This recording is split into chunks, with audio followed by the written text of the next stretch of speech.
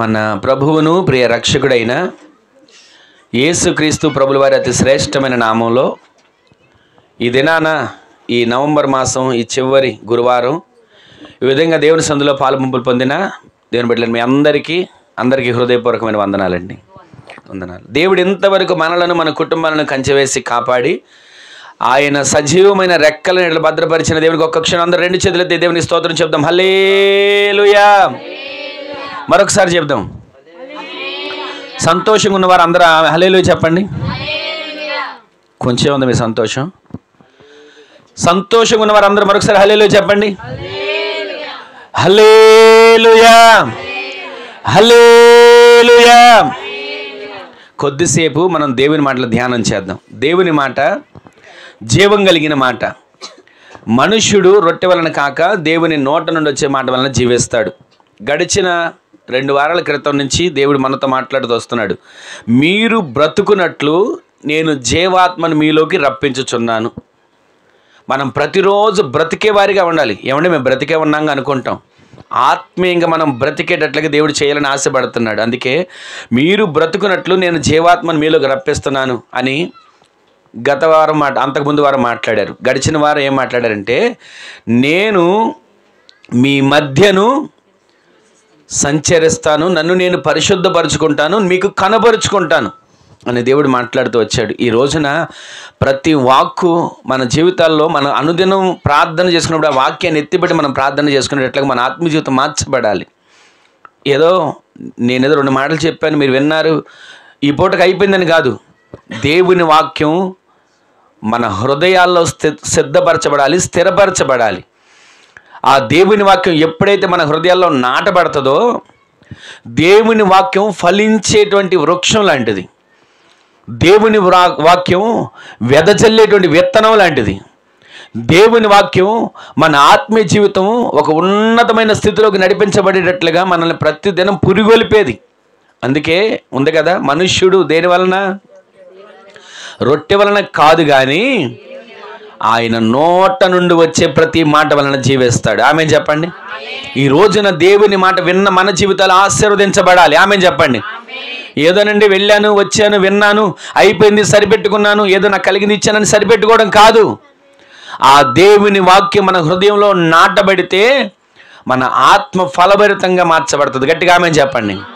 మన ఆత్మ ఫలభరితంగా మార్చబడితే మనం ఇంకెంత ఆత్మీయంగా జీవిస్తాం. మన ఆత్మ ఫలభరితంగా లేకపోతే మనకు తెలుసు కదా, ఒక వారం రోజులు మొక్కకి నీళ్లు పోయకుండా ఉండండి, ఎలా ఉంటుంది? వాడిపోయి అసలు ఎందుకు ఇక చనిపోయిందేమో అన్నట్లుగా ఉంటుంది. ఒక్క రోజంతా ఏం తినకుండా ఉండండి, మనం ఎలా ఉంటాం? అసలు 10 రోజుల నుంచి తినలేదు అన్నట్టుగా మన మొహాలు పెడతాం. కానీ ఈ శరీరానికి ఆహారం, మొక్కకి నీరు ఎంత అవసరమో మన ఆత్మీయ జీవితానికి వాక్యము అనే నీరు అంత అవసరమైనది. ఆ వాక్యం అనే నీటి ద్వారా మనము తడపబడుదుము గాక. ఆ వాక్యం అనే నీటి ద్వారా మన ఆత్మీయ జీవితం వెదజల్లును గాక. ఆ వాక్యం అనే నీటి ద్వారా మన ఆత్మీయ అంతరంగ జీవితం దినదినము వృద్ధి చేయబడును గాక. ఈ రోజున ఒక చిన్న మాట చదువుతాం చూడండి. అపోస్తలుడైన పౌలు గారు రోమీయులకు రాసిన పత్రిక 12వ అధ్యాయం 14వ వచనం మాటను చూడండి. మనందరికి తెలిసిన మాట అది. అందరూ చెప్పండి అన్నమాట. మిమ్మును హింసించు వారిని దీవించండి. ఆమెన్ చెప్పండి. అందరూ గట్టిగా చెప్పండి. ఈ రోజున విన్న ఈ మాట మన జీవితాల్లో స్థిరపరచబడాలి. ఎందుకు చెప్పనా? మనందరికీ నీకు దీవెన కలుగును గాక అనే మాట గుర్తుంటుంది. నీకు క్షేమం కలుగును గాక అనే మాట మనసులో నాటుకుంటుంది. లేదా నీ వ్యాపారం అభివృద్ధి పొందుతుంది, నీ కుటుంబం దీవించబడుతుంది, నీ పిల్లలకు ఒక మంచి సంబంధం కుదురుతుంది, ఉన్నతమైన స్థితిలో ఉంటాం అనేది అన్ని మాటలు బాగుంటాయి. మనకి చక్కగా మాటలు మనం జాగ్రత్తగా వింటాం, అవసరమైతే గట్టిగా ఆమెన్ అని కూడా చెప్తాం. కానీ ఈ రాత్రి దేవుడు మనతో మాట్లాడుతున్న మాట ఒక్కసారి మీరు ఆలకిస్తే, ఆయన మాట్లాడుతున్న మాట, ఆయన మనకు నేర్పుతున్న విధానం, అపోస్తలుడైన పౌలు గారు ఒక సంఘానికి ఉత్తరం రాస్తూ చెప్తున్నాడు. రోమా సంఘమా, రోమీలారా, ఒక్క మాట చెప్తున్నాను వినండి. మిమ్మును హింసించే వారిని మీరు హింసించండి అని అన్నాడా? మిమ్మును హింసించే వారిని మీరు ఏం చేయాలి? ఈ దీవించే వారిగా మనము మార్చబడుదుముగాక. అన్నిసార్లు మనం హింసించబడతానే ఉంటామండి. ప్రార్థనకు వెళ్తున్నారా, వీళ్ళు భక్తి చేస్తున్నారా అని హింసించే వాళ్ళు ఉండరా?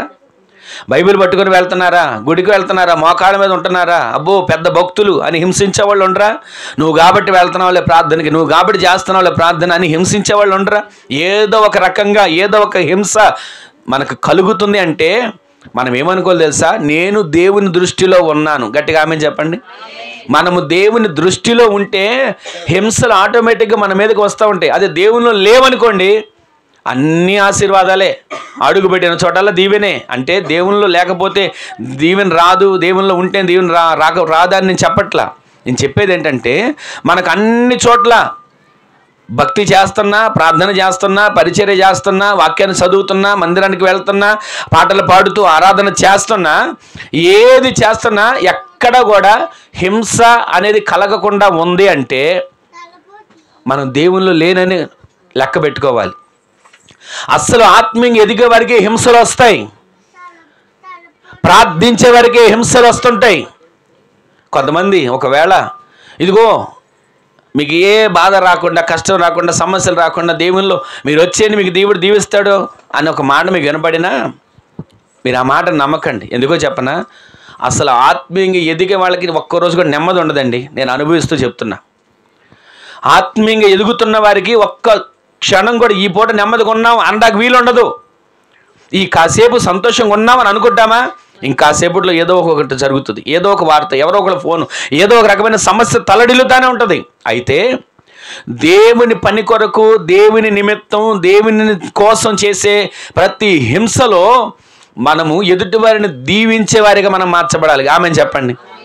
మనల్ని ప్రేమించే వాళ్ళు అనుకోండి మనం దీవిస్తామండి, మనకి పెట్టేవాళ్ళు మనం దీవిస్తామండి, మనకి ఏదైనా పని చేసేవాళ్ళు మనం దీవిస్తామండి. పిల్లలు ఉన్నారా?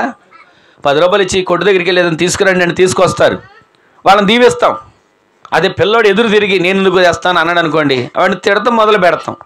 కానీ దేవుని వాక్యం మనకు నేర్పించేది, దేవుని వాక్యం మనకు బోధించేది, దేవుని వాక్యం మనం ఎలా నడుచుకోవాలో మనకు నేర్పించేది ఏంటంటే మిమ్మును హింసించే వారిని మీరు దీవించండి. ఇంకొక మాట ఉంది అక్కడ, ఏమాట చదవండి. దీవించండే కానీ మన నోట ఏ శాప వచ్చినా పలకకూడదు. గట్టిగా ఆమె చెప్పండి. మన నోటితో కొన్నిసార్లు అంటుంటాం, అరే నీకు మంచి రోజులు రావురా, నీ బ్రతుకు మారదురా, నువ్వు ఏ పని చేసినా దాంట్లో విజయం రాదురా అని ఎన్నోసార్లు అంటుంటాం. నోటికి వచ్చిన మాటల్లో మాట్లాడతాం, వీడు ఇలా వీడు అలా అని చెప్తుంటామే. దేవుడు మన నోటి మాటను స్థిరపరుస్తాడు. మనం మాట్లాడే మాట దేవుడు చూస్తున్నాడు, దేవుడు వింటున్నాడు. లోకంలో వాళ్ళు చెప్తారు కదా, తదాస్తు అని అంటారని. ఏ మాటను అనేటప్పుడు జాగ్రత్తగా మాట్లాడాలి, జాగ్రత్తగా అనాలి అని పెద్దలు మనకు నేర్పుతూ వచ్చారు. దేవుని వాక్యం మనకు నేర్పుతుంది ఏంటంటే మిమ్మును హింసించేవారు ఉన్నారా, మిమ్మల్ని దూషించేవారు ఉన్నారా, ఒకవేళ మీకు కీడు చేయాలని తలపెట్టే వాళ్ళు ఉన్నారా, ఒకవేళ వ్యతిరేకంగా లేచేవాళ్ళు ఉన్నారా? ఈ సంవత్సరం ఆఖరిలో దేవుడు మనతో మాట్లాడుతున్నాడు. మరొక సంవత్సరంలో మనం అడుగు పెట్టేటప్పుడు లోపే మన ఆత్మీయ జీవితం సరి చేసుకునేటట్లుగా మరొక నూతన సంవత్సరంలో అడుగుపెట్టే లోపే ఒక నెల రోజులు ఉంది. ఆ నూతన సంవత్సరంలో అడుగుపెట్టే లోపే మన అంతరంగ జీవితం శుద్ధి చేసుకునేటట్లుగా ఎవరు మనల్ని హింసిస్తున్నారని మనం వారి మీద పగబెట్టుకున్నాం, ఎవరు మనతో కోపంగా ఉంటున్నారని చెప్పి వాళ్ళ మీద మనం ద్వేషాన్ని పెంచుకుంటున్నాం, ఎవరు మనకు మేలు చేయలేదనో, మంచి చేయలేదనో, లాభం చేయలేదనో, లేకపోతే మనకి ఏ సహాయం చేయలేదనో వారి మీద ఎక్కడ మనం కక్ష పెట్టుకున్నాం, వారందరినీ కూడా ఈ రోజు నుంచి మీరు చేయాల్సిన పని ఏంటంటే మన పగవారిగా ఉన్నా, మనల్ని హింసించేవారిగా ఉన్నా, మన మీద కోపంతోనే ఉన్నా వారిని యేసు నామములో మీరు దీవించడం మొదలు పెట్టండి. ఆమేన్ చెప్పండి. మీరు దీవించడం మొదలు పెడితే ఆ దీవెన మీ కుటుంబాలకు, మీ కుటుంబాలకు తరతరాలకు ఆ దీవెన ఆశీర్వాదకరమైన దీవెనగా దేవుడు మార్చునుగాక. గట్టిగా ఆమేన్ చెప్పండి. మీరు దీవించడం మొదలు పెట్టాలి. బిలామని ఒక ప్రవక్త అంటాడు కదా, దీవించమని నాకు సెలవాయను, దీవించడం మాత్రమే నేను చేస్తాను. ఆమేన్ చెప్పండి. ఆ బాలాకు అనే రాజు ఇశ్రాయేలు ప్రజలందరినీ శపించాలని, ఇశ్రాయేలు ప్రజలందరినీ ఈ బిలాము అనేటువంటి ప్రవక్త శపిస్తే వాళ్ళు శాపం పొందుతారని, బిలాము నోట దీవెన వస్తే దీవెనగా మార్చబడుతుంది, శాపం వస్తే శాపంగా మార్చబడుతుంది అని గ్రహించి మనుషులను పంపించాడు. ఇదిగో బిలామును తీసుకురండి, బిలామును ఎలాగైనా సరే ఇక్కడ తీసుకొచ్చి మామూలుగా కాదు, మళ్ళీ బలిపీఠం కట్టి ప్రార్థన చేసే వాళ్ళని శపించాలి. ఈ విధంగా వెళితే బిలాము ఒక మాట అంటాడు, అయ్యా ఒక క్షణం ఆగండి, నేను లోపలికి వెళ్ళి దేవుని దగ్గర కనిపెట్టి వెళ్ళమంటాడో వద్దంటాడో ఆయన ఆలోచన తీసుకుని వస్తాను అని అన్నాడు. దేవుడు ఏం చెప్పాడు? నువ్వు వెళ్ళకూడదు అన్నాడు. బయటకు వచ్చాడు, బాధగా వచ్చి ఉంటాడు నాకు తెలిసి. వాళ్ళు బంగారం తీసుకొచ్చారు, సంపద తీసుకొచ్చారు, వస్త్రాలు తీసుకొచ్చారు, అన్నీ తీసుకొచ్చి ఎదురుగా పెడితే ఒక వ్యక్తిని శపించమంటే దానికోసం దేవుని దగ్గర కనిపెట్టి ప్రార్థన చేయడానికి వెళ్ళాడు. వెళ్ళి వచ్చి దేవుడు వద్దంటే మొహం వికారంగా పెట్టుకున్నాడో లేకపోతే ముడుచుకున్నాడో వచ్చాడు, నా వల్ల కాదయ్యా దేవుడు వద్దంటున్నాడు.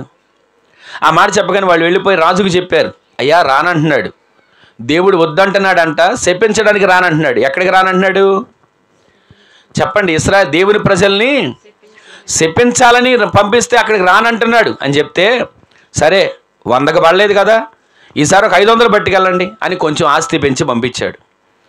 100కి పడనోడు కనీసం 500కైనా పడతాడు కదా అని ఆలోచించి అక్కడికి వెళ్ళాడు. వెళితే అప్పుడు అంటాడు, ఇంటెడు బంగారం ఇచ్చినా నేను రాను. దేవుని మాటను వేరని అన్నాడు, కానీ మనసులో పీకుతుంది. వెళితే మనకి ఇంటెడు బంగారం వస్తుంది కదా, రాజు దగ్గర నుంచి కదా, ఇంకా నాకు బహుమానం ఇస్తాడని. సరే ఎలాగోలా దేవుని మాట కాదనుకొని బయలుదేరి వెళ్ళాడు. ఈ చరిత్ర అంతా మీరు విన్నదే, మరొకసారి మీకు జ్ఞాపకం చేస్తున్నా. వెళుతూ ఉండగానే దేవుడు ఆటంకాలు కలుగు చేసినా, దేవుడు ఎన్ని మార్గాలు చూపిస్తున్నా ఆ మార్గం తెలియక గాడిద మీద ఎక్కి బయలుదేరాడు. చివరికి గాడిద నోటిని దేవుడు తెరిచి మాట్లాడిస్తుంటే గాడిదతో మాట్లాడుతున్నాడు. ఎందుకు నన్ను ఇంత ఇబ్బంది పెడుతున్నావు, ఇరుకులు ఎందుకు నన్ను ఇలా ఉంచావు అని గాడిదతో మాట్లాడుతున్నాడు. కానీ గాడిదకి కనబడింది దూసిన ఖడ్గం చేత పట్టుకున్న దేవదూత, బిలాముకు కనబడాల. ఇవన్నీ అయిన తర్వాత అంటాడు, కన్నులు తెరిచిన వానికి వచ్చిన దేవోక్తి. కన్నులు మూసుకొని పోతే ఆశీర్వాదం నోట రాలేదు, కన్నులు మూసుకుపోతే శపించడమే మొదలవుతుంది. కన్నులు మూసుకుపోతే ఎవరు హింసిస్తున్నారో ఎవరు దూషిస్తున్నారో చెప్పి వాళ్ళ మీద పగ సాధించడం మొదలవుతుంది. కానీ రాత్రి నా దేవుడు మాట్లాడుతున్న మాట, మిమ్మల్ని హింసించే వారిని మీరు దీవించండి. మిమ్మల్ని హింసించే వారిని ప్రతిరోజు వాళ్ళని శపించొద్దు, దూషణంగా మాట్లాడొద్దు, మిమ్మల్ని దీవించండి, మీరు దీవించబడతారు. ఆ దీవెన పొందుకున్న తర్వాత కన్నులు తెరవబడిన తర్వాత అంటాడు, బలిపీఠం కట్టి దేవుని సన్నిధిలో ప్రార్థన చేసే వాళ్ళని దీవించడం మొదలుపెట్టాడు. 3 సార్లు కట్టాడు, 3 సార్లు ఇశ్రాయేలు ప్రజలు దీవించడం మొదలుపెట్టాడు. ఈరోజు నీ మాటలు వింటున్న మనం ప్రార్థన చేస్తున్నాం, వాళ్ళకి కీడు సెలగాలయ్యా అని ఒకవేళ అంటున్నామా? ప్రార్థన చేస్తున్నాం, వాళ్ళు నశించిపోవాలయ్యా అని ఒకవేళ ప్రార్థన చేస్తున్నాం, నా పగవాడయ్యా, నాకు కీడు చేసిన వాడయ్యా, నాకు నష్టం కలిగి చేసిన వాడు అయ్యా, వాడు నాశనం అవ్వాలని ప్రార్థన చేస్తున్నామా? ఒక్క క్షణం ఆగి ఆలోచించండి. దేవుని వాక్యం సెలవిస్తుంది.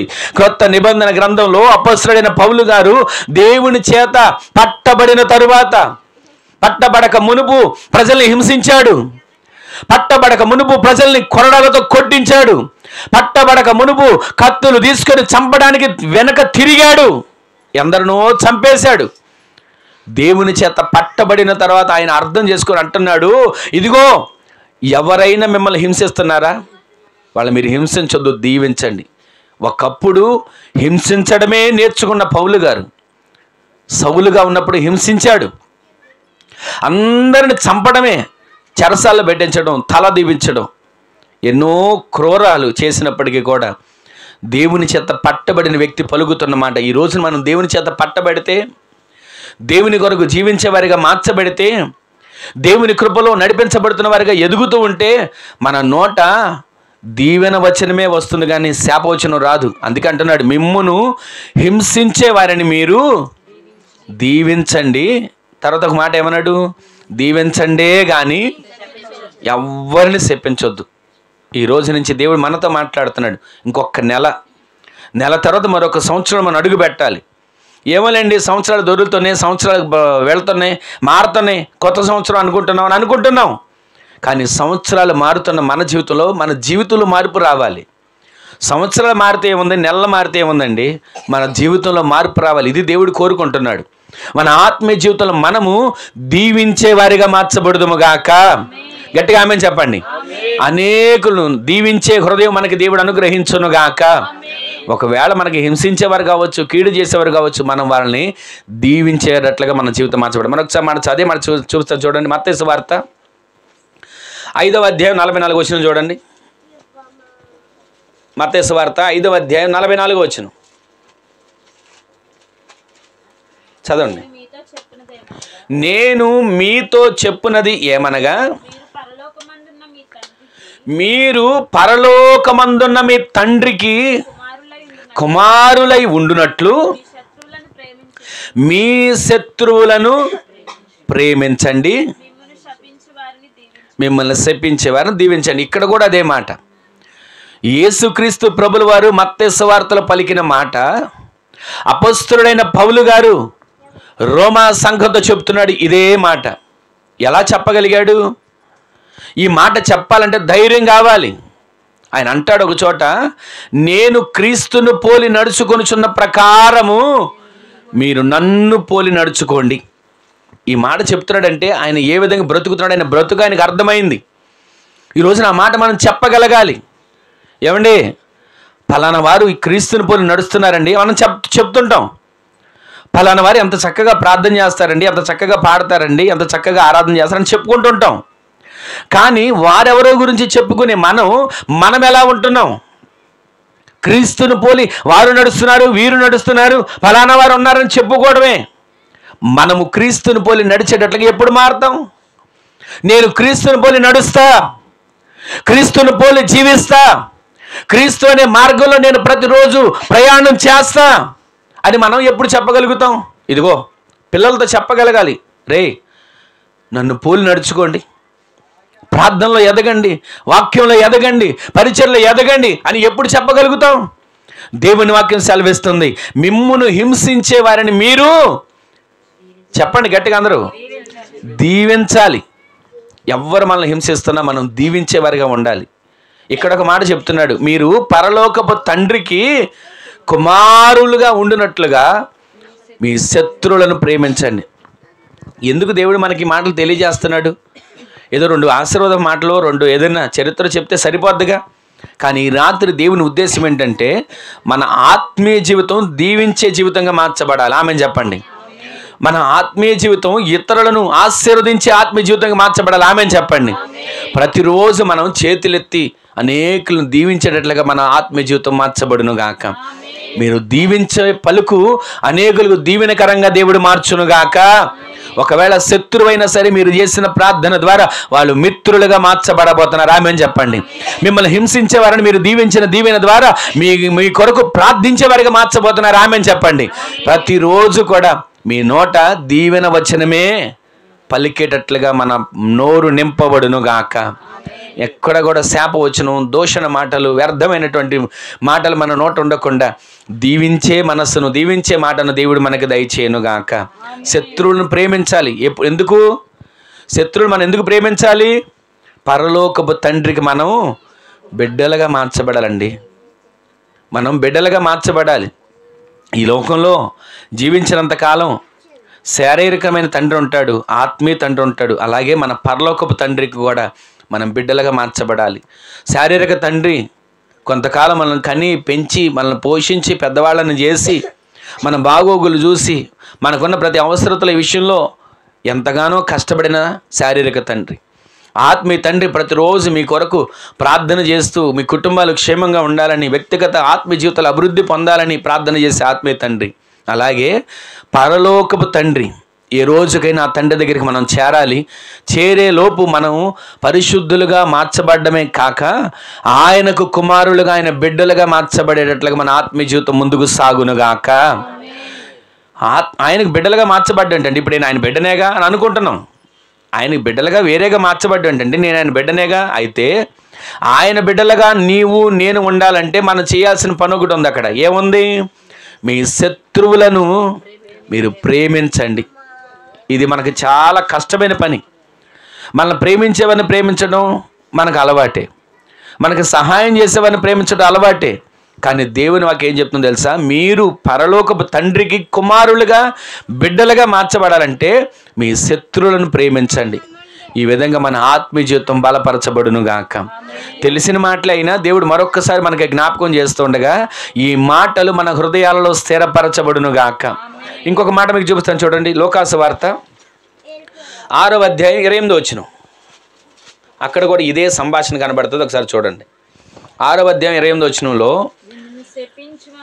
మిమ్మును శపించే వారిని దీవించండి, మిమ్మును బాధించే వారి కొరకు ప్రార్థన చేయండి. మరొకసారి ఆ మాట అందరూ చూడండి, చదవండి ఒకసారి. మిమ్మును శపించే వారిని దీవించండి, విన్నారా ఈ మాటలు? ప్రతిరోజు ఈ మాటలు మీ మనసులో ముద్రించుకోవాలి. ప్రతిరోజు ఈ మాటలు మన హృదయాల్లో స్థిరపరచబడాలి. మూలవాక్యం నుంచి దేవుడు మాట్లాడుతున్నాడు. మిమ్మల్ని హింసించే వారిని దీవించండి, దీవించండే కానీ శపించొద్దు. మిమ్మల్ని హింసించే వారిని దీవించండి. మీరు పరలోకపు తండ్రికి కుమారులుగా బిడ్డలుగా మార్చబడాలంటే మీ శత్రువులను ప్రేమించండి. ఇక్కడ అంటాడు, మిమ్మల్ని ఎవరు శపిస్తున్నారో వాళ్ళని దీవించండి, మిమ్మల్ని ఎవరు బాధిస్తున్నారో వారి కొరకు మీరు ప్రార్థన చేయండి.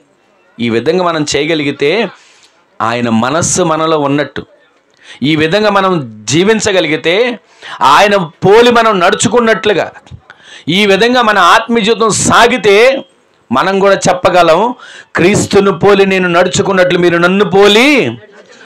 ఆ మాట చెప్పగలిగే విధంగా ఈ విధమైన మాటలన్నీ మన హృదయాల్లో స్థిరపరచబడును గాక. ఎవరైనా ఒక మాట అన్నారనుకోండి, మాట అనడమే కాదండి, అనడానికి నోరు తెరిచారనుకోండి, ఈ లోపు మనలో ఎక్కడ లేని కోపం వచ్చి వాళ్ళు మాట అనే లోపు 10 మాటలు అంటుంటాం. కానీ ఈ మనసు తొలగాలి. ప్రతిరోజు కూడా మనము సహించాలి. ప్రతిరోజు కూడా మన కొరకు ప్రాణం పెట్టిన యేసయ్యను పోలి మనం నడుచుకోగలిగితే సహించే మనసు మనలోకి వస్తుంది. ఆయనను పోలి మనం నడుచుకోగలిగితే భరించే మనసు మనలోకి వస్తుంది. ఆయనను పోలి మనం నడుచుకోగలిగితే ఎంతమంది ఎన్ని మాటలు అంటున్నా, కొన్నిసార్లు ఎందరో ఎన్నో మాటలు అంటుంటారండి. మమ్మల్ని కూడా ఎన్ని అంటున్నా మేము ఎప్పుడు ఏ మాటల గురించి నేనైతే బాధపడను. ఎందుకంటే ఇది దేవుని చిత్తం. దావీదు ఒక మాట అంటాడు, మీకు జ్ఞాపకం చేస్తాను. షిమి అనే వ్యక్తి, దావీదు తన దారిని తను వెళ్తున్నాడు, తల మీద వస్త్రాన్ని కప్పుకొని ఎవరికి కనబడుకోకుండా అవమానం పొందినవాడై, కాళ్ళకు చెప్పులు కూడా లేకోకుండా తన దారిని తను వెళ్తూ ఉంటుంటే షిమి అనే వ్యక్తి నోటుకు వచ్చినట్లుగా మాట్లాడుతూ ఉంటుంటాడు. దావీదు పక్షాన ఉన్న ఒక వ్యక్తి అంటాడు, ఈ వ్యక్తి ఈ విధంగా మాట్లాడుతున్నాడు, ఇతన్ని చంపమంటావా, ఇతను ఏదైనా చేయమంటావా అని మాట్లాడుతుంటాడు. దావీదు ఒక మాట అంటాడు, ఇదిగో అతను నువ్వేం అనొద్దు. ఒకవేళ అతను అలా మాట్లాడమని దేవుని చిత్తమేమో, దేవుడే అతను అలా మాట్లాడిస్తున్నాడు. నేనెందుకు దేవుని చిత్తానికి అడ్డంగా ఉండాలి, నేనెందుకు దేవుని చిత్తానికి ఆటంకంగా ఉండాలి? తిడతాడా? ఒకవేళ కొడతాడా? కొట్టని అన్నట్లుగా మాట్లాడాడు దావీదు. ఈ రోజున అదే దావీదు మరొక రోజు సింహాసనం మీదకి వచ్చేసరికి ఈ షిమి అనే వ్యక్తి వచ్చి, ఇప్పుడు రాజు అయ్యాడు దావీదు, ఒకవేళ నన్ను ఎక్కడ చంపేస్తాడని చెప్పి చేతులు కట్టుకొని తల వంచుకొని ఉంటే, నిన్నేం చంపను, నీకు ప్రాణభిక్ష పెడుతున్నా అని చెప్పి వదిలేశాడు. ఈ రోజున అంత శపించాడే, అంత దూషించాడే షిమి, ఈరోజు సింహాసనం వచ్చింది. సింహాసనం రాకముందే దావీదు దగ్గర ఉన్నటువంటి వ్యక్తి చంపుతానన్నాడు, అయినా చంపొద్దు అన్నాడు. సింహాసనం వచ్చిన తర్వాత చంపే అధికారం ఉంది, అధికారికంగా చంపొచ్చు. కానీ అంటాడు, నేను నిన్ను చంపను, నువ్వు నన్ను శపించావా నేను నిన్ను దీవిస్తా, నువ్వు నన్ను హింసించావా నేను నీకు ప్రాణం పెడతా అని ఆ దావీదు షిమిని క్షమించినట్లుగా ఎంతమంది ఒకవేళ మన మీద దూషణ మాటలే మాట్లాడినా, మన గురించి ఒకవేళ గుసగుసలాడినా ఏం బాధపడక్కర్లేదు. మనం నా దేవుని దృష్టికి నేను యోగ్యునిగా కనబడితే చాలు, మనుషులు నన్ను ఎలా మాట్లాడుకున్నా పర్వాలేదు అని దేవుని కొరకు మనం ఆత్మీయంగా ఎదుగుతూ మనల్ని హింసించే వారిని కూడా దీవించే మనసు దేవుడు మనకు దయచేయునుగాక. మనల్ని శపించే వారి కొరకు ప్రార్థించే మనసు దేవుడు మనకు దయచేయునుగాక. మనము ఎవరు మనల్ని బాధిస్తున్నా వారి కొరకు నిత్యము దీవించి ప్రార్థన చేసే గొప్ప కృప దేవుడు మనకు అనుగ్రహించునుగాక. ఈ విధంగా చేసిన ఇద్దరు గురించి నేను మీకు ఇప్పుడు చెప్పి నేను ముగిస్తాను. ఒకసారి చూడండి, లూకాసు వార్త 23వ అధ్యాయం 34 వచనంలో మాట చూడండి ఒకసారి. చూడండి, లూకాసు వార్త 23వ అధ్యాయం 34వ వచనం. యేసు, తండ్రి, వీరు ఏమి చేయుచున్నారో వీరు ఎరుగరు కనుక వీరిని క్షమించమని ఆయన చెప్తా వచ్చాడు. అందరూ కొద్దిసేపు తలపైకెత్తి ఈ మాటలు వినండి. ప్రారంభం నుంచి మనం వింటున్నాం, మిమ్మును హింసించే వారిని మీరేం చేయాలి? చెప్పండి గట్టిగా. మిమ్మును హింసించే వారిని మీరు దీవించాలి. అలాగే పరలోకపు తండ్రికి మీరు కుమారులుగా బిడ్డలుగా మార్చబడాలంటే మీ శత్రువులు మీరు ఏం చేయాలి? ప్రేమించాలి. ఇంకా మనం దేవుని బిడ్డలుగా ఆత్మీయంగా ఎదగాలంటే మనల్ని శపించే వారిని మనం దీవించాలి, మనల్ని బాధించే వారిని కొరకు ప్రార్థన చేయాలి. ఇంతవరకు అర్థమైంది కదా ఈ 3 మాటలు. ఇక్కడ మనం వినేటువంటి ఒక మాట ఏంటంటే, పౌలు గారు చెప్తూ వస్తున్నారు, రోమా సంఘమా, మిమ్మల్ని ఎవరు హింసిస్తున్నారో వారిని మీరు దీవించండి అని అంత చక్కగా చెప్తున్నాడు. ఇక్కడికి వచ్చేసరికి మనకు అర్థమవుతుంది ఏంటంటే, మన తండ్రి యేసుక్రీస్తు ప్రభులు వారు అంటున్నారు, యేసు అంటున్నాడు, తండ్రి వీరు ఏమి చేయుచున్నారో వీరు ఎరుగరు గనుక వీరిని క్షమించండి. ఎంత చక్కటి మాట అండి. సిలువ ధ్యానాలప్పుడు యేసుక్రీస్తు ప్రభులు వారిని సిలువేసినప్పుడు 7 మాటల్లో ఎన్నో మాటగా చెప్పుకుంటారు? చెప్పండి, తెలిసిన మాటలేగా. ఒకవేళ మిమ్మల్ని నిలబడి మొదటి మాట ఎవరు చెప్తారు, రెండో మాట ఎవరు చెప్తారు, మూడో మాట ఎవరు 7 మాటలు మీరు చెప్పమంటే ఒక్కొక్కరు ఒక్కొక్క కోణంలో చెప్పగలరు. కానీ ఈ రాత్రి ఈ మాటలు ఎన్నోసార్లు మనం విన్నా, మన హృదయాల్లో నాటబడినా, మరొక్కసారి దేవుడు మన హృదయాలను ప్రేరేపిస్తున్నాడు. ఈ సంవత్సరం చివరిలో ఇంకొక నెల ఉంది. ఈ నెలలో మనం పరిశుద్ధపరచబడాలని, దేవుని కొరకు అంగీకారమైన వ్యక్తులుగా మార్చబడాలని, శోధించబడిన మీదట శుద్ధ సువర్ణంగా మనం తీర్చిదిద్దబడాలని, ఏ విధము చేతనైనా మచ్చ, ముడత, డాగు, కళంకం లేని వారిగా, ఏ రకమైనటువంటి కల్మషం లేని వారిగా మనం తీర్చిదిద్దబడాలని దేవుడు మనకు ప్రేరేపించి మనకు సెలవిస్తున్నాడు. మీరు దీవించబడాలంటే ఒక మూలం ఉంది. మీరు ఆశీర్వదించబడాలంటే గోపురం కట్టాలో, గుడి కట్టాలో, చందా ఇవ్వాలో, కానుక ఇవ్వాలో, ఏదైనా పోగు చేయాలని చెప్పట్లా. మీ కుటుంబం దీవించబడాలన్నా, మీ వ్యక్తిగత జీవితం ఆశీర్వదించబడాలన్నా, మీ అంతరంగ ఆధ్యాత్మిక జీవితం దీవెనకరంగా మార్చబడాలన్నా, మీ కుటుంబాలు వర్ధిల్లాలన్నా, ఆత్మీయంగా ఎదగాలన్నా, ఉన్నతమైన స్థితి కలగాలన్నా, మిమ్మును హింసించే వారిని మీరు దీవించడం మొదలు పెడితే, దీవెన తప్ప శాపం నోట రాకుండా ఉంటే దేవుడు మీ కుటుంబాలను వర్ధిల్ల చేయబోతున్నాడు. ఆమేన్ చెప్పండి. పరిశుద్ధులుగా మనం తీర్చిదిద్దబడాలి, పవిత్రులుగా మనం మార్చబడాలంటే మనం ప్రతిరోజు ప్రార్థన చేస్తున్నాం, పరిచర్య చేస్తున్నాం, ఏదో నాకు తోచింది ఇస్తున్నాం అన్నది కాదు. ప్రతిరోజు కూడా మనం దేవుని సన్నిధిలో మనల్ని హింసించే వారిని దీవిస్తున్నామా? ప్రార్థనలో కూర్చుంటాం, ఎవరో మనకు పగున్నవారో, కక్ష ఉన్నవారో, కోపం ఉన్నారో గుర్తొస్తారు. వెంటనే వారి కొరకు ప్రార్థన చేయలేం. కానీ దేవుడు ఎందుకు జ్ఞాపకం చేశాడు? నీ ఆశీర్వాదానికి మూలం అక్కడ ఉంది. దేవుడు ఎందుకు వాళ్ళు మనకి జ్ఞాపకం చేస్తున్నాడు? మనం దీవించబడ్డానికి అక్కడ ఒక షరతుగా దేవుడు మనకు చూపిస్తున్నాడు. వాళ్ళని దీవించే మనసు నీలో ఉంటే నిన్ను దీవించే మనసు దేవుడికి ఉంది. నీ పొరుగు వారినే నీవు దీవించకపోతే, నీ స్నేహితుడినే నీవు దీవించకపోతే, ఒకవేళ నీ ఇరుగు పొరుగులో ఉన్నవారిని నీవు ఆశీర్వదకరమైన మాట పలకకపోతే, పరలోకముందున్న తండ్రి మనల్ని ఎలా దీవిస్తాడు?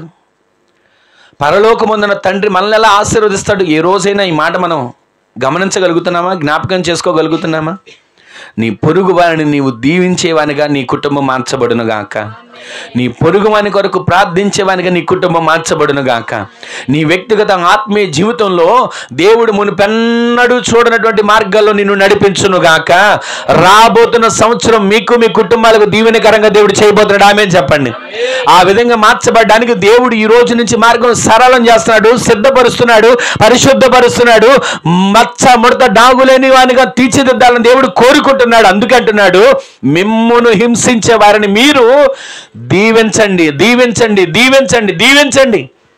అయ్యా, ఈ మాట మాత్రం నాకు నచ్చదయ్యా, ఈ మాట మాత్రం నా వల్ల కాదయ్యా, నాకు ఒక లడ్డు పెట్టిన వాళ్ళని దీవించమండి, నేను దీవిస్తా.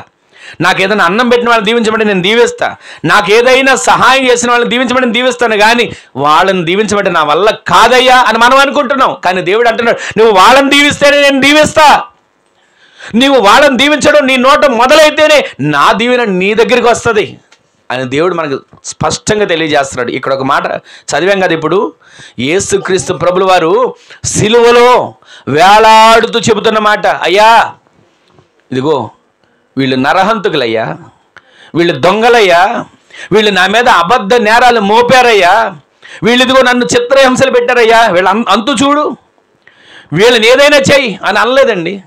సిలువలో వేలాడుతున్నాడు, ఆకాశానికి భూమికి మధ్య ఆయన వేలాడుతూ, 3 మేకుల మధ్య వేలాడుతూ, శరీరం అంతా మేకుల మీద వేలాడుతూ ఎటు కదలేని పరిస్థితిలో ఉన్నాడు. ఆ సమయంలో ఆయన ఏం చేయాలి? వాస్తవానికి మత్తయి సువార్తలో ఒక మాట ఉంటుంది, ఆ సమయంలో ఆయన గనక తండ్రి నేను శ్రమలో ఉన్నాను అని మొర్రబెడితే 12 సేనా వ్యూహాలు దిగొచ్చాయి అంటండి. 12 సేనా వ్యూహాలు, సేన ఒకటి 3600 అని రాయబడి ఉంటుంది. 12 సేనా వ్యూహాలు అంటే ఒకసారి లెక్కేసుకోండి, వేల సైన్యం దిగొచ్చేది దేవుని దూతలు. ఒక్క దూత దిగొస్తేనే 185,000 మంది హతమైపోయారు ఒక రాత్రి. అలాంటిది 12 సేనా వ్యూహాలు దిగొస్తే అసలు ఆ ప్రాంతంలో మనిషి అనేవాడు మిగిలేవాడు కాడు. కానీ ఆయన ఎందుకని అప్పగించుకుని, ఎందుకని ఆయన మాట చెప్తున్నాడు, తండ్రి వీరేమి చేయుచున్నారో వీరెరుగారు. అసలు తెలియకుండా చేస్తున్నారా వాళ్ళు? మీరు ఆలోచించండి. హింసిస్తున్నారు, తెలియకుండానే హింసిస్తున్నారా? కొరడాలతో కొడుతున్నారు, తెలియకుండానే కొరడాలతో కొడుతున్నారా? గాయపరుస్తున్నారు, తెలియకుండానే గాయపరుస్తున్నారా? ఆయన సిలువను మోసుకొని వెళ్తుంటుంటే ఆయన కాలుతో తన్నుతున్నారు, తెలియకుండానే తన్నుతున్నారా? ఒక్కసారి ఆలోచించండి. క్రీస్తు బిడ్డలుగా బ్రతుకుతున్న మనం, క్రైస్తవులు అని పిలిపించుకుంటున్న మనం, ఆయనను పోలి నడవకపోతే ఆయన మార్గాలు మనం ఎలా నడుస్తాం? ఇది మతం కాదు, ఇదేదో దిగడం లేవడం కాదు. ఆయన మార్గంలో మనం నడిచేవారిగా దేవుడు మనల్ని సిద్ధపరచునుగాక, ఆయన మార్గంలో జీవించేవారిగా దేవుడు మనల్ని నిలబెట్టునుగాక. అసలు ఆయన ఎలా ఉంటాడో నన్ను చూస్తేనే యేసుక్రీస్తు ప్రభువు ఇలా ఉంటారేమో అనేటట్లుగా అనేకులు ఎదుట ఆయన నామం హెచ్చించబడేటట్లుగా మనం జీవించేవారిగా మార్చబడదుము గాక. మన ప్రవర్తన బట్టి వారు మాట్లాడతారండి.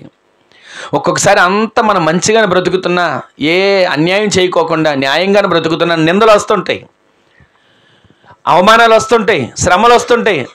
అయినా దేవునిలో మనల్ని హింసించే వారిని సైతం దీవించే మనసు మనకు దేవుడు కలుగు చేయనుగాక. వాళ్ళందరూ హింసిస్తున్నారా? యోధారాజు అయితే నిన్ను నువ్వు కాపాడుకో ఆయన తలలూపుతూనే ఉన్నారా?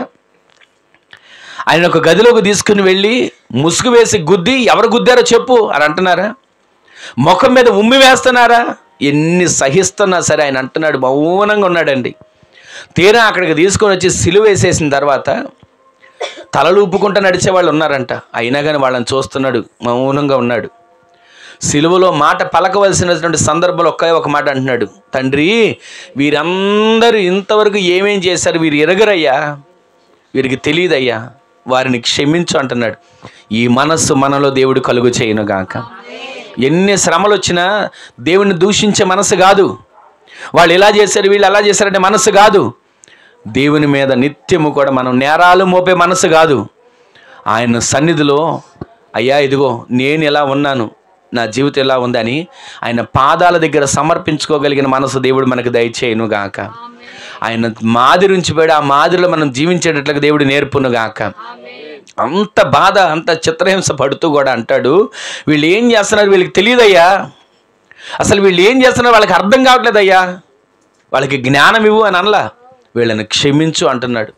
అందుకే క్షమించే స్వభావం మనలో ఉండాలి.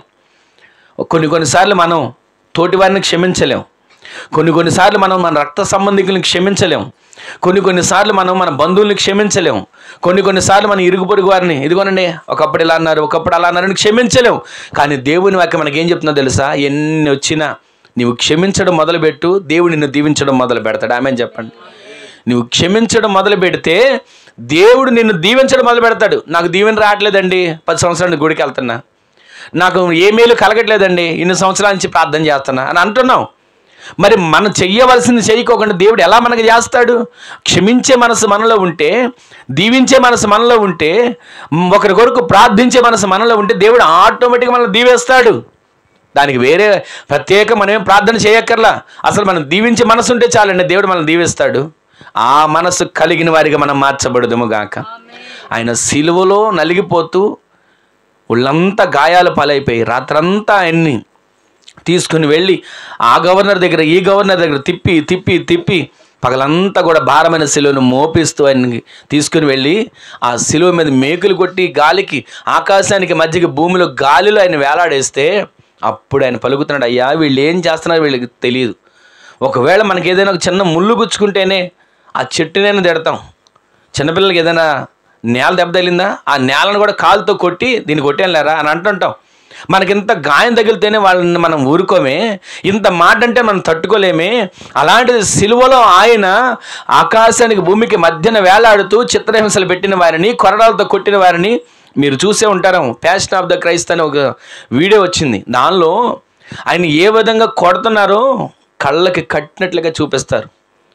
ఆ యాక్టింగ్ చేసిన వ్యక్తి ఆయన సిలువలో యేసుక్రీస్తు ప్రభుగా ఆ సిలువలో నల్లగొట్టబడేప్పుడు కొరడాలతో కొడతా ఉంటే ఒక్కసారి ఆ చర్మానికి తగలకోకుండా ఒక మందపది మైదా లాంటిది ఒంటికి రాసి పెడతారు. అయితే ఆ ముళ్ళు లాంటి కొరడ ఆ పైన మైదా అది ఊడితం కాకుండా ఆయన చర్మాన్ని తగిలితే 10 రోజులు జ్వరంతో బాధపడ్డాడంట. ఆ తర్వాత అంటున్నాడంట, ఈ నటించడంలోనే చిన్న దెబ్బ తగిలితే ఎంత నాకు బాధ వేసిందే, ఆ యేసుక్రీస్తు ప్రభువు ఎంత సహించాడు నా కోసం అని రక్షణ పొందుకున్న వ్యక్తిగా మార్చబడ్డాడు. ఈ రోజున ఈ మాటలు వింటున్న మన జీవితంలో క్షమించే మనసు మనలో మొదలవ్వాలి. హింసించే వారిని దీవించే మనసు మనలో మొదలవ్వాలి. ఎదులండి మందిరానికి వెళ్ళాను, ఒక మాట విన్నాను, మందిరానికి వెళ్ళాను, నాకు ప్రార్థన చేయించుకొని వచ్చేసానని కాదు.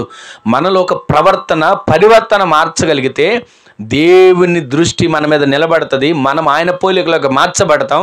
ఆయన వలె మనం జీవించేటట్లు దేవుడు చేయనుగాక. ఇంకొక మాట మీకు తెలిసిన మాట చూపిస్తాను చూడండి. అపోస్తల కార్యాల గ్రంథం 7వ అధ్యాయం 60వ వచనం చూడండి. అక్కడ ఒక వ్యక్తిగా మనకు కనబడతాడు. అతడు మోకాళ్ళుని, ప్రభువా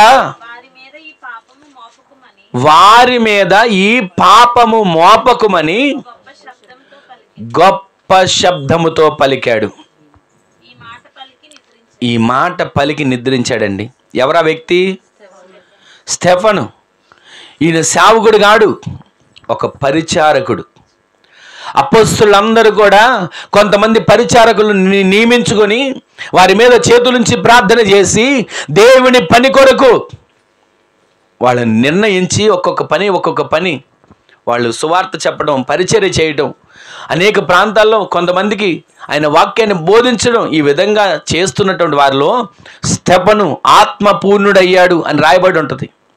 ఆ స్టెఫను ఆత్మపూర్ణుడవ్వడం దేవుని పనిలో మరింతగా బలము పొంది ఆత్మపూర్ణుడిగా ఉన్న ఆ స్టెఫను మరింత అభిషేకం పొందుకొని విస్తారమైన పని చేయడానికి సిద్ధపడ్డాడు. అలా సిద్ధపడుతున్నప్పుడు హింసించేవారు వచ్చారు. ఏంటి, నువ్వు కూడా సేవేనా? నీది కూడా భక్తేనా? నువ్వు కూడా దేవుని బిడ్డవేనా? ఒకప్పుడు యేసయ్యనే చంపేశాం, ఇంకా మీకు సిగ్గు రాలేదా? ఒకప్పుడు యేసయ్య లేకుండా చేసాం అన్నట్లుగా ఒక్కొక్కరు వచ్చి మాట్లాడుతున్నప్పటికీ కూడా ఏమి మాట్లాడుకోకుండా వాళ్ళు మాట్లాడిన ప్రతి మాటకు అబ్రహాము మొదలుకొని ఒక్కొక్కరిని తీసుకొచ్చి చెప్తా ఉంటే వాళ్ళు ఈయన మాటలు విని వెర్రి కోపంతో ఈయన మీదకి వచ్చి పడ్డారంట. అక్కడ రాయబడితే 7వ అధ్యాయం 6వ అధ్యాయం నుంచి అనుకుంటే మొత్తం మీరు ఇంటికి వెళ్ళక చదవండి. ఆ స్టెఫను ఎంతగా దేవుని పనిలో ఉన్నాడో మనకు అర్థమవుతుంది. ఈ రోజున మనం ఎంత పని చేస్తున్నాం దేవుని పని? ఈ రోజున మనం అభిషేకించబడ్డాం, ఆత్మతో నింపబడ్డాం, పరిచారకులుగా ఉన్నాం, సంఘ బిడ్డలుగా ఉన్నాం, విశ్వాసులుగా ఉన్నాం. ఎంత దేవుని పని చేస్తున్నాం? దేవుని కొరకు ఎంత చేయగలుగుతున్నాం? ఎలా జీవించగలుగుతున్నాం? హింసించే వారిని దీవించగలుగుతున్నామా? శత్రువులను ప్రేమించగలుగుతున్నామా? బాధించే వారి కొరకు ప్రార్థన చేయగలుగుతున్నామా? దేవుడు మనకి ఈ రోజున ఒక మాటను తెలియజేస్తున్నాడు. యేసుక్రీస్తు ప్రభువు వారు ఒక మాదిరి నుంచి వెళ్ళాడు. వీరేమి చేయుచున్నారు, వీరు ఎరుగురు కనుక వీరిని క్షమించయ్యా అని. అదే మనసు క్రీస్తును పోలిన వారిలోకి వచ్చిన అదే మనసు స్టెఫన్లో కనబడుతుంది. స్టెఫన్ అంటాడు, అయ్యా వీళ్ళు ఏం చేస్తున్నారు వీళ్ళకి తెలియదయ్యా, ఈ పాపం వాళ్ళ మీద మోపకు, వాళ్ళని ఏం అనొద్దయ్యా. ఇంతకు ఏం చేస్తున్నారు వాళ్ళు? స్టెఫన్ని నేరారోపణ చేసి దాని మీద లేనిపోని మాటలు కల్పించి ఒక్కొక్కళ్ళు అక్కడున్న వాళ్ళందరూ ఏం పట్టుకున్నారు? రాళ్ళు పట్టుకుని ఒక్కొక్క రాయి విసురుతూ ఉంటే, చిన్న గులకరాయి ఇంత రాయి తగిలితేనే ఎంత అల్లాడిపోతాం, అలాంటిది వాళ్ళు విర్రవీగిన కోపంతో మండిపడుతూ రాళ్ళు విసురుతున్నారండి. అసలు మీరు ఆలోచించండి, రాళ్లతో కొట్టి చంపుతున్నప్పుడు ఆ వ్యక్తి ఎంత బాధపడతాడు? రాళ్లతో కొట్టి చంపుతున్నప్పుడు ఆ వ్యక్తి ఎంత వెలవెల్లాడిపోతాడు? ఒక్కొక్క రాయి తల మీద తగలొచ్చు, ఒక్కొక్క రాయి కంటి మీద తగలొచ్చు, ఒక్కొక్క రాయి మూతి మీద తగలొచ్చు, ఒక్కొక్క రాయి చెంప మీద మొహం మీద తగలొచ్చు. వాళ్ళు ఎంత కోపంతో విసురుతారు?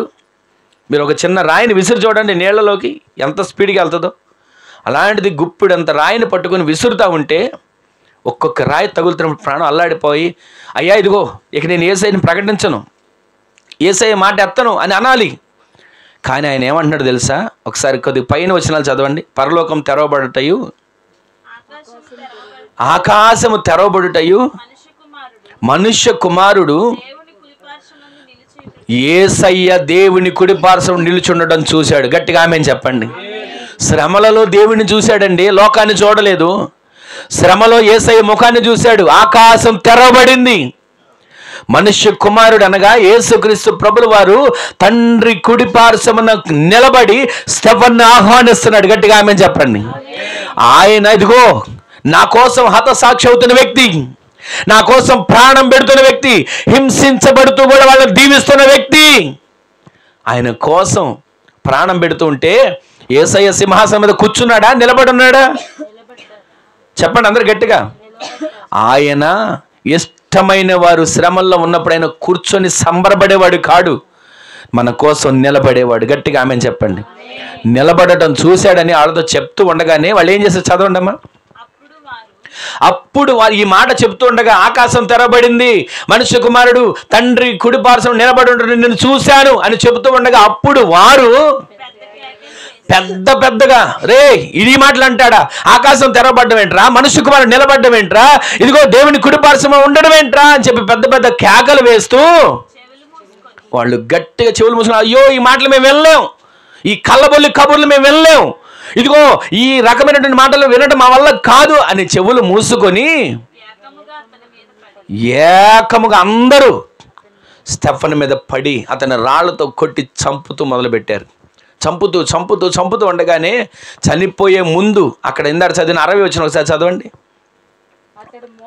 చనిపోతున్నప్పుడు మోకాళ్ళ మీద ఉండి మాట చెప్తున్నాడు, ప్రభువా ఇదిగో ఇంతమంది ఏకముగా కూడి అల్లరిగా చేసి ఒకవేళ నేను చెప్పిన మాటలను తెరవబడింది, ఆకాశం తెరవబడింది, సింహాసనం కనబడింది, మనుష్య కుమారుడు నిలబడ్డాడని ఇవి చెప్పిన మాటలను చెవులు మూసుకుని ఏకముగా నా మీద పడి చంపుతున్నారయ్యా, అయినా ఈ పాపము వీళ్ళ మీద మోపొద్దు ప్రభువా అని చెప్పి పలికెను. తర్వాత అతను నిద్రించాను. అంటే ఆ మాట చెప్పి చనిపోయాడు.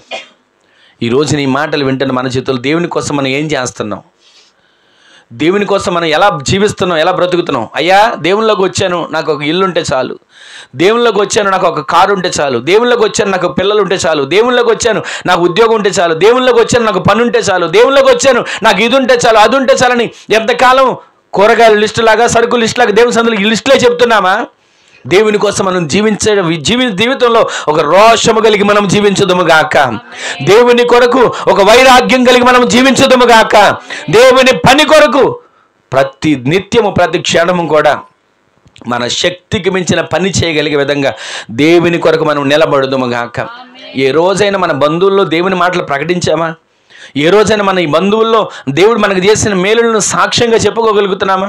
ఏ రోజైనా దేవుడు చేసిన ఆ మేలును బట్టి దేవుని నామం ఘనపరిచే విధంగా మనం జీవించగలుగుతున్నామా? ఈ రాత్రి దేవుడు మనతో మాట్లాడతాడు, మిమ్మల్ని హింసించే వారిని మీరు దీవించండి, మీ శత్రువులను మీరు ప్రేమించండి, మిమ్మల్ని బాధించే వారి కొరకు ఈ 3 మనం చెయ్యాలంటే యేసయ్య మనస్సు మనలోకి రావాలి. ఆమెను చెప్పండి.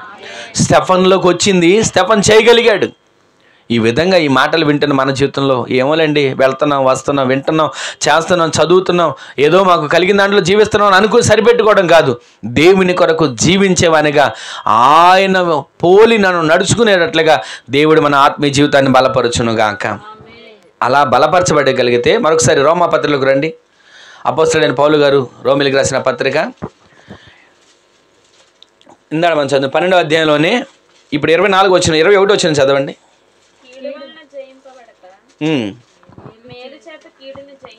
బాగా ఈ మాట వినండి అందరు కూడా. మరొకసారి చదవండి అమ్మా.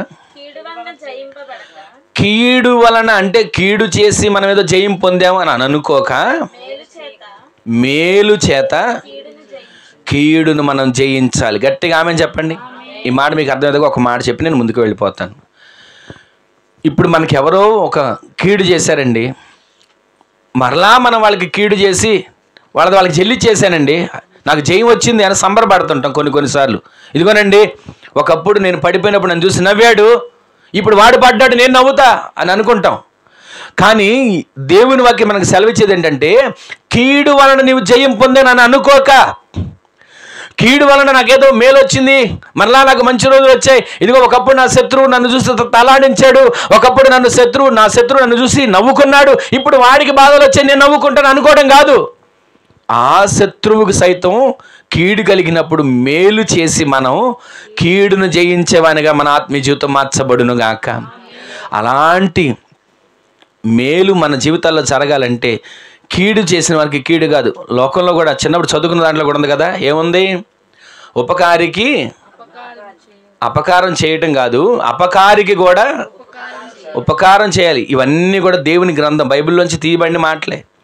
ఉపకారికి ఉపకారం చేసి నేనేది మేలు చేశాను అనుకోవడం కాదు, నీకు అపకారం చేసిన వాడికి కూడా నీ ఉపకారం చేసేటట్లుగా నీ మనస్సును దేవుడు మార్చునుగాక, మీ మనస్సులను దేవుడు ప్రేరేపించునుగాక.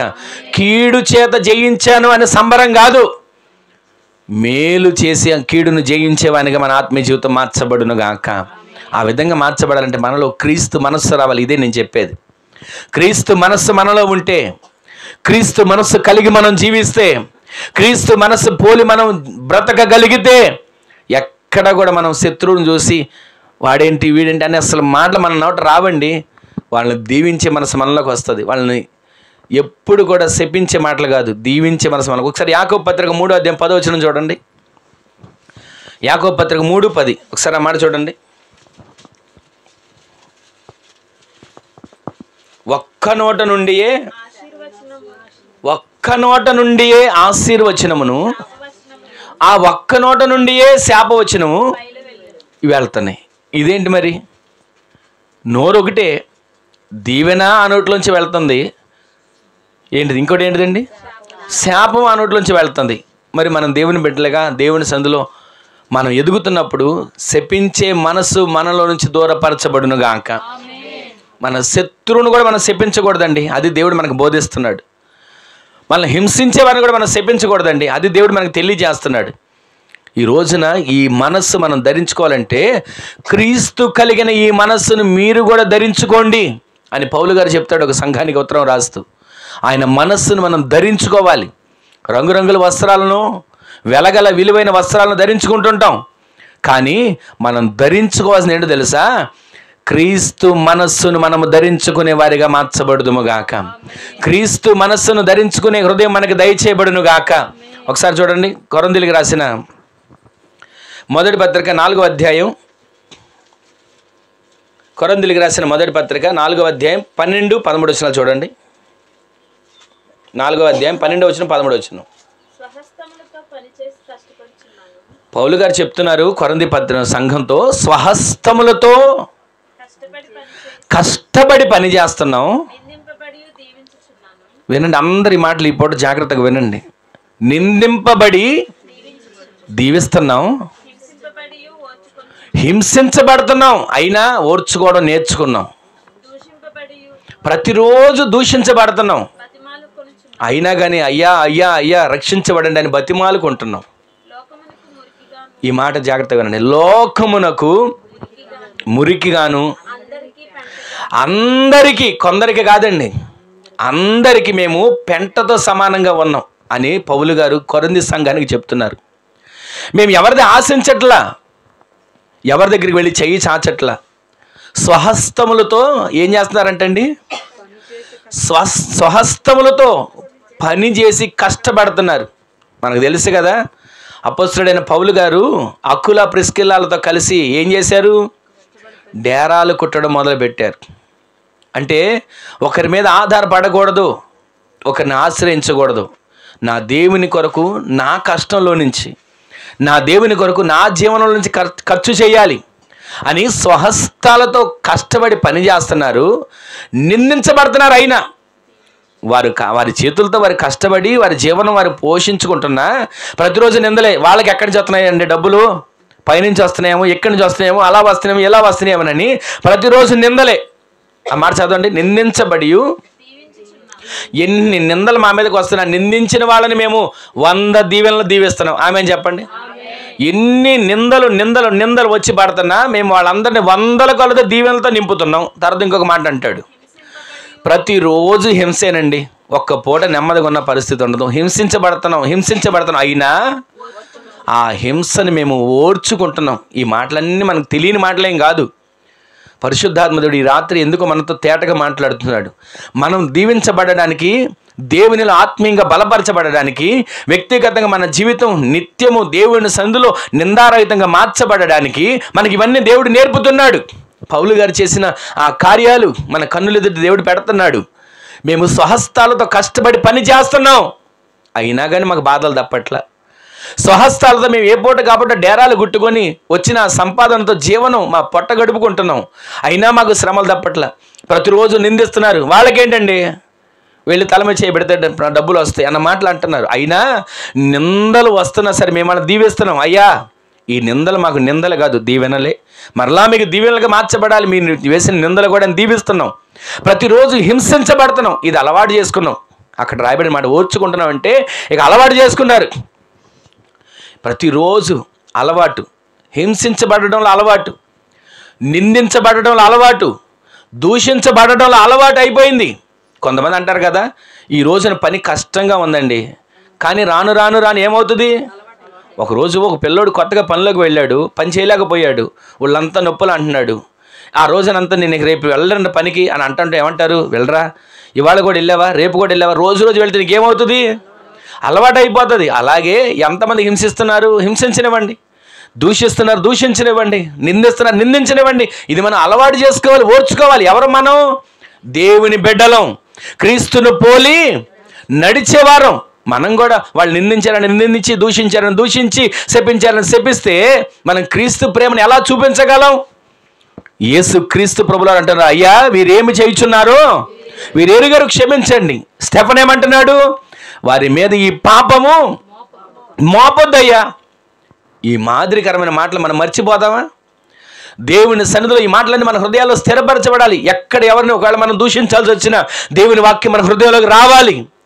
ఎక్కడ ఒకవేళ మన మీదకి శాపం వచ్చిందని చెప్పి వాళ్ళని శపించాలని మనసు మనలోకి వస్తున్నా వెంటనే దేవుని వాక్యం రావాలి. అయ్యో, నేను శపించకూడదు, నేను దూషించకూడదు, నా దేవుని పేరిట నేను వాళ్ళని దీవిస్తా. గట్టిగా ఆమెను చెప్పండి. ఇలాగేనంట ఒక తల్లి ఎంతమంది అన్ని తిడుతున్నా సరే వాళ్ళని దీవిస్తానే ఉందంట. నీవు దీవించబడుదుగా అంటుందంట. వాళ్ళు నోటుకు వచ్చినట్లుగా మాట్లాడుతున్నా, నీవు దీవించబడుదుగా అంటుందంట. వాళ్ళు ఎంత మాట్లాడుతున్నా నీవు దీవించబడుదుగా అంటున్నా. వాళ్ళు తిట్టి తిట్టి తిట్టి ఇదేంటి, నేను ఇన్ని తిడుతున్నా సరే ఈ తల్లి ఒక్క మాట అనుకుంటా, నీవు దీవించబడతావు అని నన్ను దీవిస్తుంది అని ఆ తిట్టే వ్యక్తిలో ఒక మార్పు వచ్చి అతను కూడా అసలు ఈ తల్లికి ఎంత ప్రేమ ఎలా వచ్చిందని కనుక్కొని ఆ క్రీస్తు రక్తం చేత ఆ వ్యక్తి కూడా కడగబడడానికి మార్గమైంది. ఆమెను చెప్పండి. ఈ రోజున వాళ్ళు శపించారు, వాళ్ళు దూషించారు, వాళ్ళు నిందించారు. మనం నిందించి, మనం దూషించి, మనం శపిస్తే క్రీస్తులకు వాళ్ళు ఎలా వస్తారు? దేవుని ప్రేమను ఎలా తెలుసుకుంటారు? అందుకే దేవుని వాక్యం సెలవిస్తుంది, మనల్ని శపించేవారిని, హింసించేవారిని మనము దీవించేవారిగా మనము మార్చబడుదుము గాక. ఆ తల్లి దీవిస్తానే ఉందంట. ఎన్ని మాటలు అంటున్నా దేవుడు నిన్ను దీవించును గాక, ఎన్ని మాటలు అంటున్నా దేవుడు నిన్ను దీవించును గాక, ఎన్ని మాటలు అంటున్నా దేవుడు నిన్ను దీవించును గాక.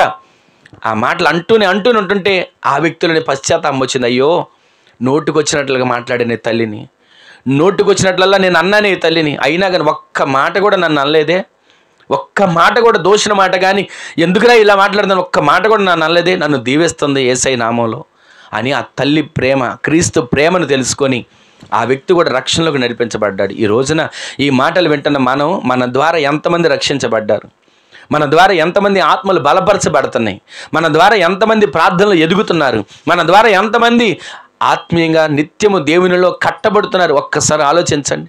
ప్రతిరోజు నీ ప్రార్థన నీ కుటుంబానికి క్షేమం, అంత మాత్రమే కాదు, నీ ప్రార్థన ద్వారా ఈ ప్రాంతానికి క్షేమం కలగాలి. ఆమెను చెప్పండి. మన ప్రార్థన ద్వారా మన కుటుంబం క్షేమం పడితే పెద్ద గొప్ప ఏం కాదండి. మన ప్రార్థన ద్వారా మన ప్రాంతం క్షేమంగా ఉంటే అది దేవుని దృష్టిలో ఘనమైన కార్యం. ఆమెను చెప్పండి.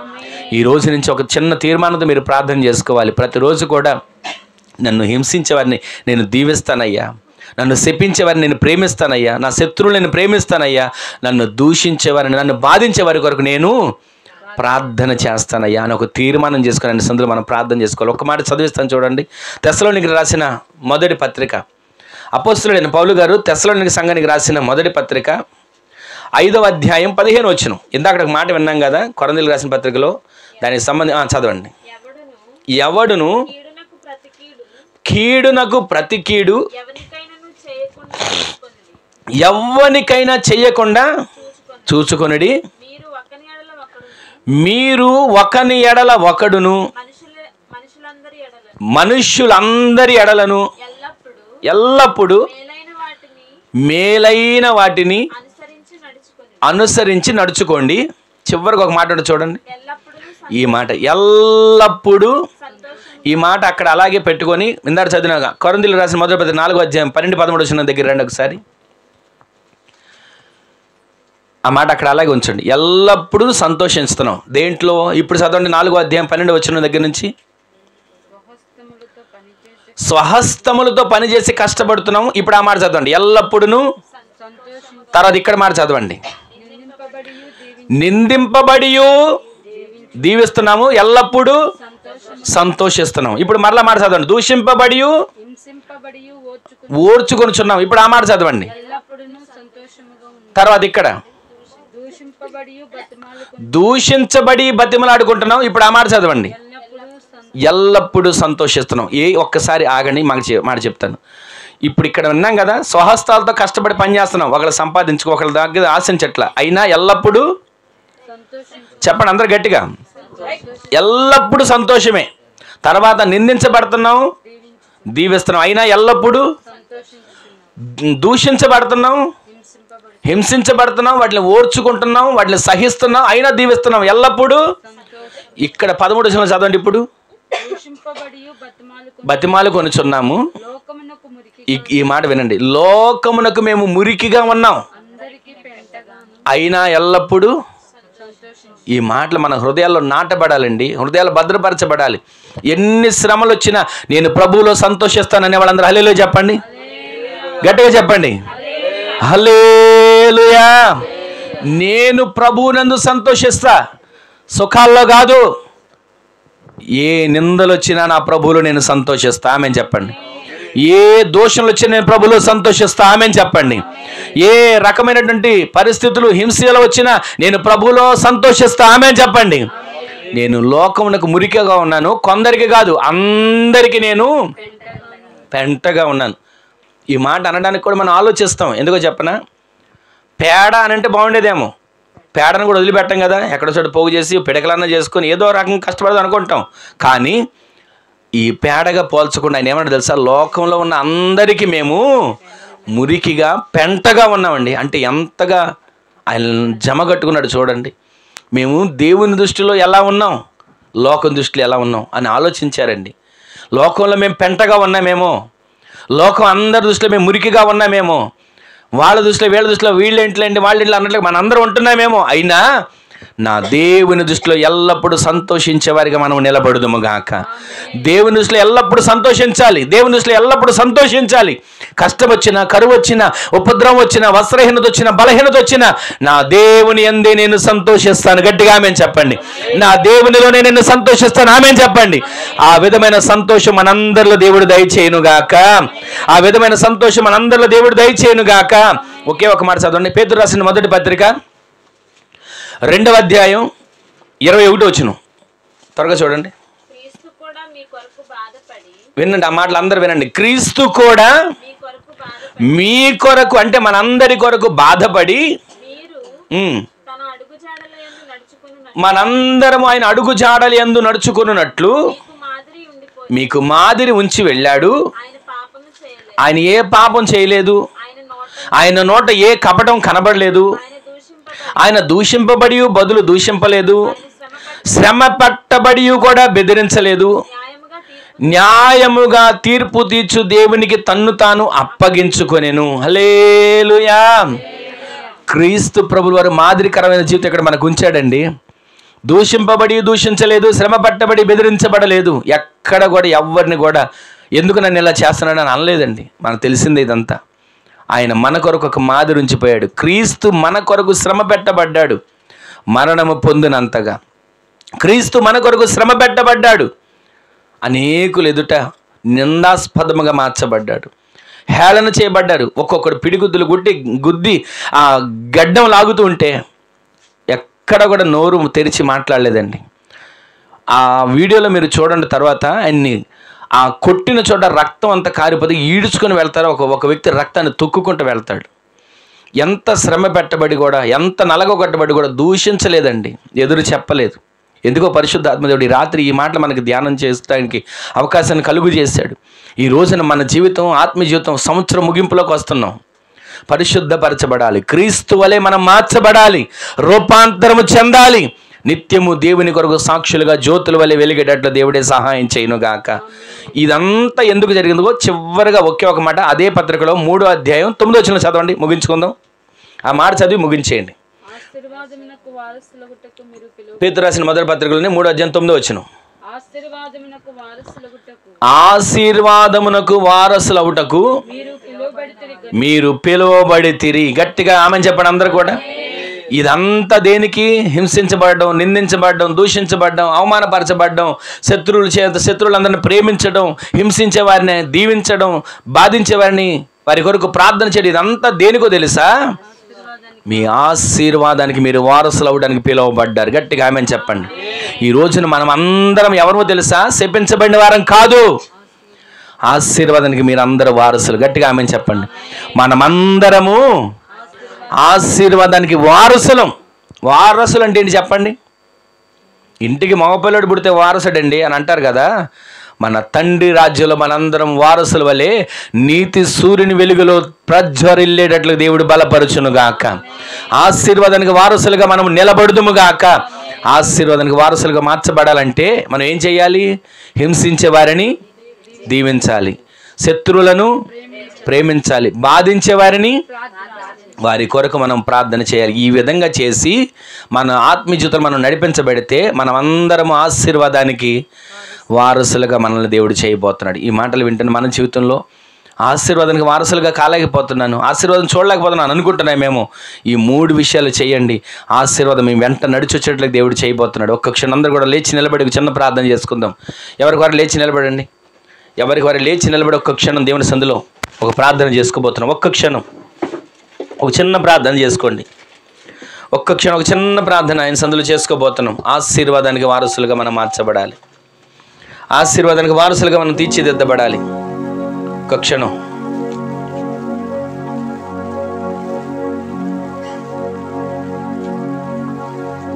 ఒక చిన్న ప్రార్థన చేసుకోండి. ఎవరికి వారే, నేను ఆశీర్వాదానికి వారసులుగా మార్చబడాలయ్యా, నేను ఆశీర్వాదానికి వారసులుగా మార్చబడాలయ్యా. చేసుకోండి, ప్రార్థన చేసుకోండి.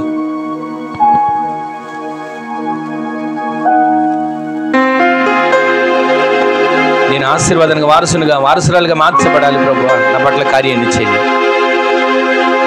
నా ఆరిపోయిన దీపాలు వెలిగించబడాలి. హింసించే స్వభావం నాలో నుంచి తొలగిపోవాలి. నేను రూపాంతరం చెందాలి. నీ పోలికలో నేను మార్చబడాలి. ఒక క్షణం ప్రార్థన చేసుకోండి. నన్ను హింసించేవారిని నేను దీవిస్తానయ్యా, నా శత్రువులు నేను ప్రేమిస్తానయ్యా, నన్ను బాధించే వారిని నీ కొరకు నేను ప్రార్థన చేస్తానయ్యా. ఒక చిన్న తీర్మానంతో ప్రార్థన చేసుకోండి. ఆరిపోయినా ఈ దీపమును వెలిగించినావే, సుడిగాలులే వీచిన నీ చాటున నన్ను దాచినావయ్యా.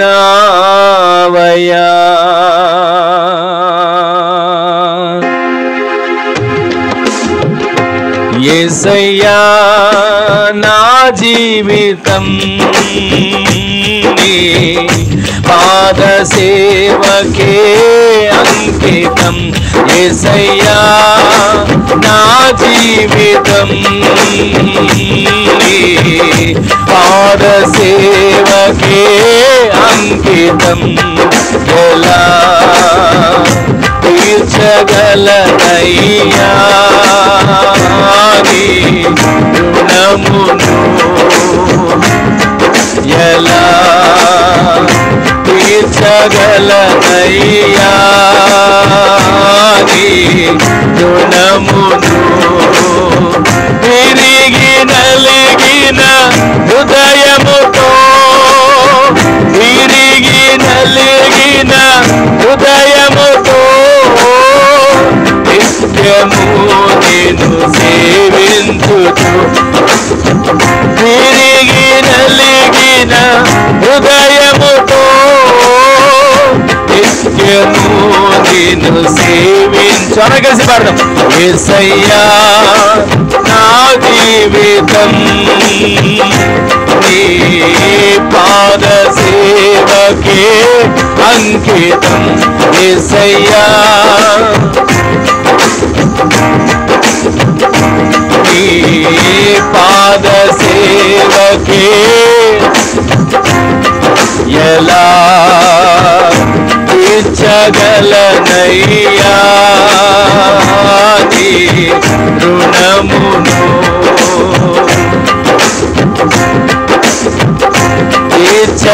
తీర్చగలనయ్యా నీ రుణమును. ఆరిపోయినా ఈ దీపమును వెలిగించినావే. ఆరిపోయినా ఈ దీపమును వెలిగించినావే. వెలుగు సంబంధిగా దీపస్తంభముపై నిలిపినావయ్యా. అందరూ కలిసి పాడదాం. వెలుగు సంబంధిగా దీపస్తంభముపై నిలిపినావయ్యా. అందుకే యేసయ్యా నీ పాద సేవకే, యేసయ్యా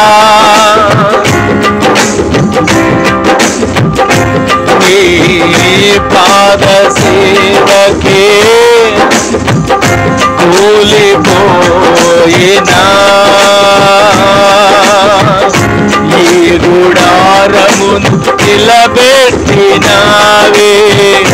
కూలిపోయినా ఈ గుడారమును నిలబెట్టినావే.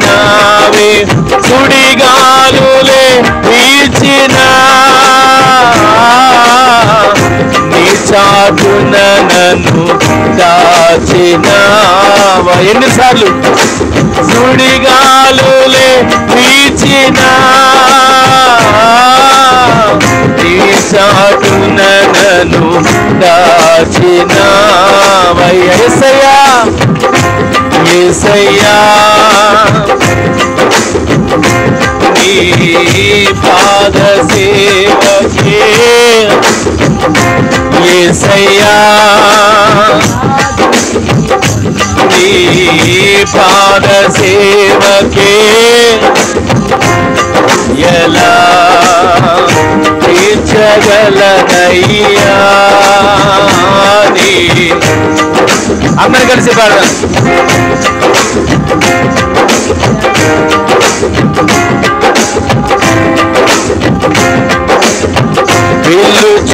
పిలుచుకొంటివే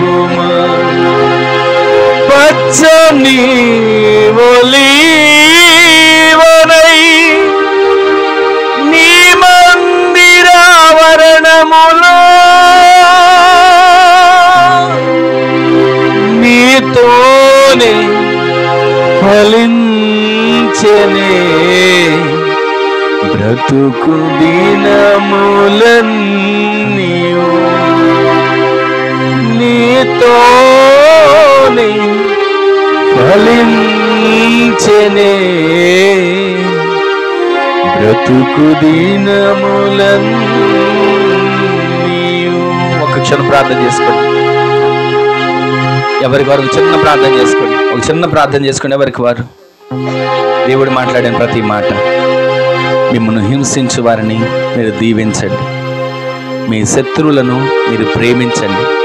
మిమ్మల్ని బాధించే వారి కొరకు మీరు ప్రార్థన చేయండి. ఒక్క క్షణం ప్రార్థన చేసుకోండి. అలా ప్రార్థన చేసి అలా దీవించి అలా ప్రేమిస్తే ఎన్ని శ్రమలు వచ్చినా, ఎన్ని కష్టాలు వచ్చినా, ఏ రకమైన ఉపద్రవాలు వచ్చినా మన చుట్టూ దేవుడు అగ్ని కంచెను ఉంచుతాడు. యేసుక్రీస్తు ప్రభువు వారు క్షమించమంటున్నారు. స్టెఫను క్షమించమని ప్రాధేయపడుతున్నాడు. ఆ విధంగా మన ఆత్మీయ జీవితాలు మార్చబడితే ఆశీర్వాదానికి వారసులుగా మనం తీర్చిదిద్దబడతామని దేవుని లేఖను మనతో మాట్లాడండి. ఒక్క క్షణం చిన్న ప్రార్థన చేసుకోండి. ప్రార్థన చేయండి.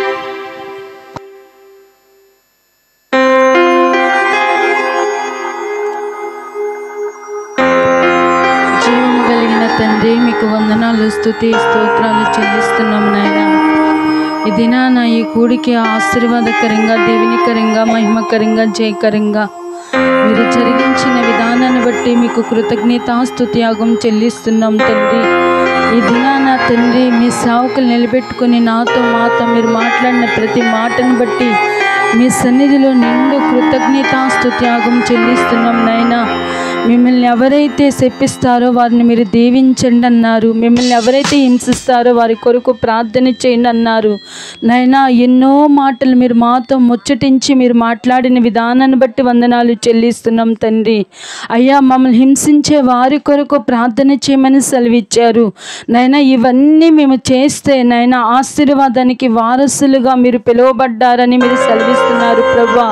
మా జీవిత మనుగడలో మేము ఏది కీడుకి ప్రతి కీడు చేయక నైనా కీడుని జయించి మేలు చేసి నైనా నడిపించే వారిగా మీరు మమ్మల్ని నడిపిస్తున్నందుకై వందనాలు చెల్లిస్తున్నాం నైనా. మీ అడుగు జాడల్లో మేము నడవాలి ప్రభువా. స్తోత్రునైనా, నిన్ను పోలి మేము నడుచుకోవాలి. ప్రతి దినము క్షమించే హృదయం మీరు మాకు ఇవ్వండి నైనా.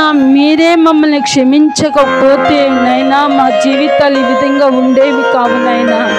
ప్రతి దినము నైనా మీరు మమ్మల్ని క్షమిస్తూ మీరు నడిపిస్తున్నారు ప్రభువా. మీకు అందుకు కృతజ్ఞతాస్తుతి యాగం చెల్లిస్తున్నాం అయ్యా. పౌలు గారు సెలవిస్తున్నారు, తమ చేతులతో కష్టపడి పనిచేస్తున్నప్పటికీ నిందించబడుతున్నారు, దూషించబడుతున్నారు, హింసించబడుతున్నారు. లోకమునకు మురికిగా కనబడిన తండ్రి, పెంటగా కనబడిన నైనా ఎల్లప్పుడూ నైనా మీ అందు సంతోషిస్తూ నైనా నీ సన్నిధిలో నడిచేవారిగా మీరు నిలబెట్టుకున్నారు ప్రభువా. ఆ విధంగా మేము నడిచే మీ అందు సంతోషించి నడిచే భాగ్యాన్ని, ధన్యతను మీరు మాకు అందరికీ అనుగ్రహించమని వేడుకుంటున్నాం. ఎంతమంది ఈ మాటలు దూరాన విన్నా సమీపాన విన్నా వారి హృదయాల్లో నీరు కట్టిన తోట వలె ఎప్పుడు ఉబుకుచుండు నీటి ఊట వలె ఈ మాటలు వారి హృదయంలో పెళ్ళబొగటానికి మీరు కృపను చూపించండి. దినాన ఆరాధనలు ఎంతమంది చిన్నలు పెద్దలు పాలు పొందులు పొందారో వారందరినీ మీరు యేసు నామములో మీరు దీవించినందుకై స్తుతి చెల్లిస్తున్నాం నాయనా.